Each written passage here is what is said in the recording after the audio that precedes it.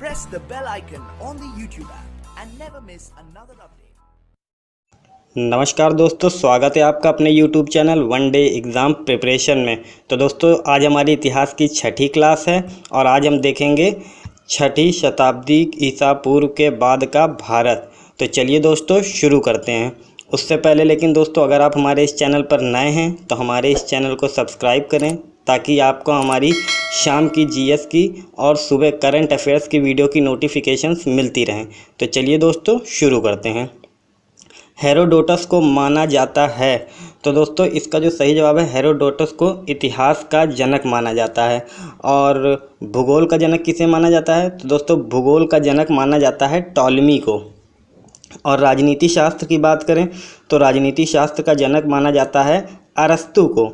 और दर्शन शास्त्र की बात करें तो दर्शन शास्त्र का जनक माना जाता है प्लेटो को। तो चलिए दोस्तों अगला प्रश्न देखते हैं।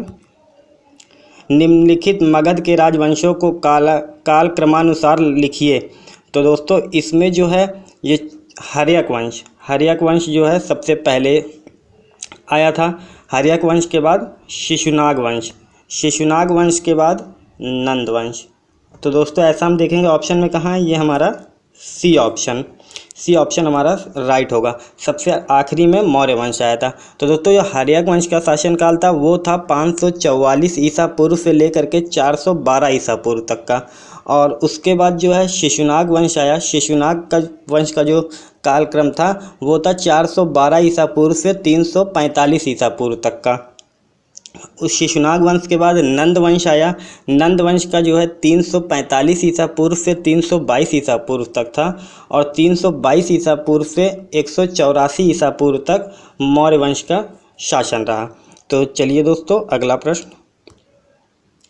प्राचीन समय में अवध किस नाम से जाना जाता था? तो दोस्तों प्राचीन समय में जो अवध जाना जाता था वो जाना जाता था कौशल के नाम से।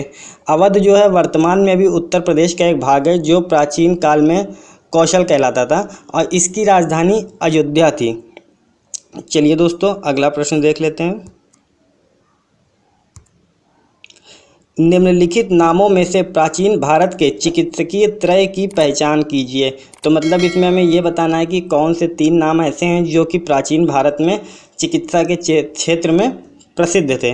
तो दोस्तों इसका सही ऑप्शन होगा ऑप्शन नंबर सी, चरक, सुश्रुत और वाणभट्ट। दोस्तों ये इसको सही कर लीजिएगा, वाणभट्ट होगा ये। तो दोस्तों इसका यही ऑप्शन होगा, चरक, सुश्रुत और वाणभट्ट। ये तीनों ही चिकित्सा के क्षेत्र में प्राचीन भारत के टाइम में बहुत प्रसिद्ध थे। चलिए अगला क्वेश्चन देखते हैं। महाभाष्य लिखा था, तो दोस्तों महाभाष्य लिखा था पातंजलि ने।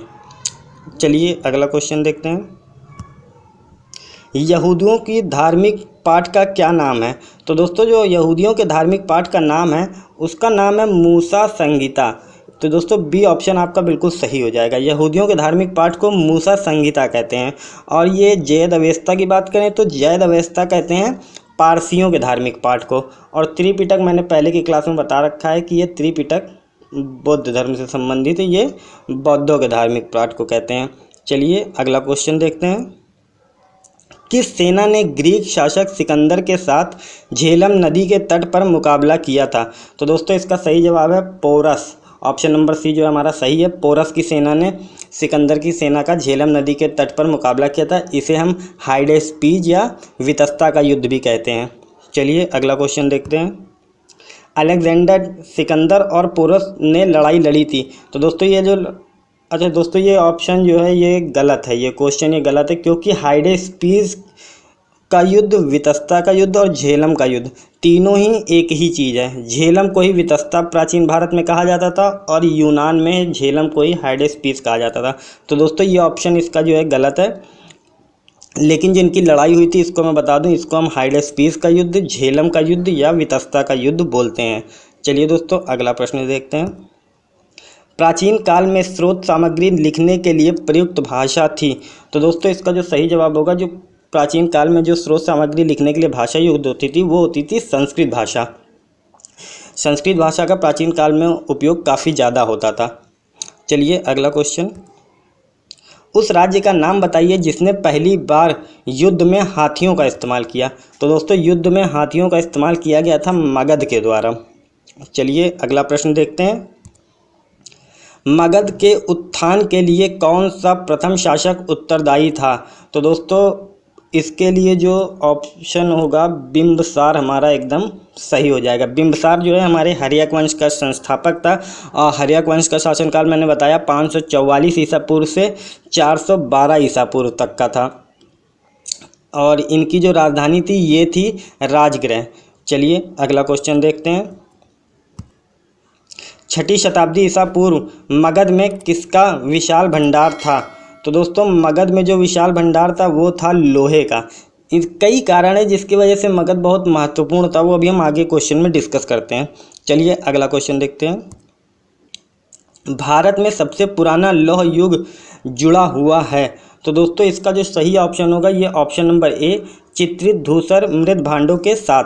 ये दोस्तों ये एक तरीके के बर्तन होते थे जो कि वज्जी और मथुरा, श्रावस्ती आदि के क्षेत्रों में पाए गए हैं। तो दोस्तों इसका सही ऑप्शन हो जाएगा ऑप्शन नंबर ए, चित्रित धूसर मृद भांड। तो चलिए अगला क्वेश्चन देखते हैं। अजातशत्रु किसका पुत्र था? तो दोस्तों अजातशत्रु जो पुत्र था वो था बिंबिसार का। हर्यक वंश के संस्थापक बिंबिसार का पुत्र था अजातशत्रु और अजातशत्रु अपने पिता की हत्या करके सिंहासन पर बैठा था। चलिए अगला क्वेश्चन देखते हैं। सिकंदर महान डैश में पैदा हुए थे? तो दोस्तों सिकंदर महान की जो जन्म हुआ था वो हुआ था 356 ईसा पूर्व में। ये इसको याद रखिएगा, ये मोस्ट इम्पॉर्टेंट है। 356 ईसा पूर्व में सिकंदर महान का जन्म हुआ था और 326 ईसा पूर्व में इन्होंने भारत विजय अभियान चालू किया था और 326 में जब इन्होंने भारत विजय अभियान चालू किया तो 325 ईसा पूर्व में इनकी जो सेना ने हिम्मत हार गई। उन्होंने कहा कि अब हम युद्ध नहीं लड़ सकते, वो भूख प्यास से परेशान हो गए। तो वो 325 ईसा पूर्व में सिकंदर भारत से वापस जाने लगा और 323 ईसा पूर्व में भारत से वापस बेबीलोन जाते हुए सिकंदर की मृत्यु हो गई। तो दोस्तों ये चारों के चारों ही जो ईयर हैं बहुत इंपॉर्टेंट हैं। और एक क्वेश्चन और बनता है कि सिकंदर के सेनापति का क्या नाम था? तो दोस्तों उसका नाम था निर्याकस। और सिकंदर के घोड़े का क्या नाम था? सिकंदर के घोड़े का नाम था दोस्तों बहु केफला। और बहु केफला के नाम पे सिकंदर ने झेलम नदी के किनारे एक नगर बसाया था। चलिए दोस्तों अगला प्रश्न देखते हैं। 16 महाजनपदों में सबसे महत्वपूर्ण महाजनपद कौन सा था? तो दोस्तों जिसका मैं बात कर रहा था कि जो सबसे महत्वपूर्ण राज्य था, महाजनपद था, वो था मगध।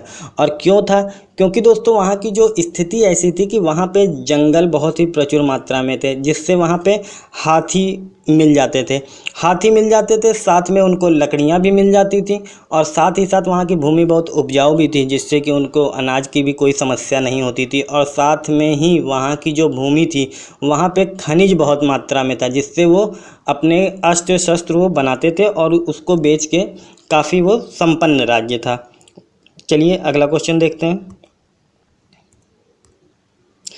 प्राचीन भारत में डैश के संघों को श्रेणी कहते थे? तो दोस्तों ये था व्यापारियों के संघ। व्यापारियों के संघों को उस समय पे श्रेणी कहा जाता था। चलिए अगला क्वेश्चन देखते हैं। 16 महाजनपदों में गांधार की राजधानी कहाँ थी? तो दोस्तों जो गांधार की राजधानी थी वो थी तक्षशिला।